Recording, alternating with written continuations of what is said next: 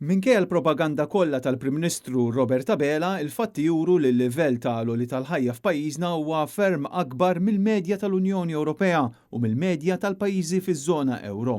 Dan kien konfermat minn ċifri tal-Uffiċċju Ewropew tal-Istatistika bil-Eurostat juri li r-rata tal-għoli tal-ħajja f'Malta tisboq sew ir-rata tal-għoli tal-ħajja f'pajjiżi bħall-Italja, l-Olanda u l-Portugal. Anke l-pis tal-prezzijiet f'pajjiżi bħal Ċipru, Spanja u l-Irlanda huwa inqas minn dak ta' Malta.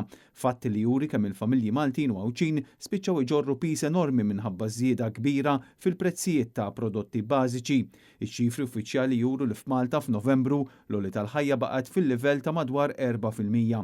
B'differenza, il-medja tal-Unjoni Ewropea hi ta' 3.1%. F'Novembru l-akbar impatt fuq l-inflazzjoni annwali ġie mill-prezzijiet tal-ikel u x-xorb mhux alkoħoliku, l-aktar minħabba prezzijiet ogħla ta' prodotti moħħmija.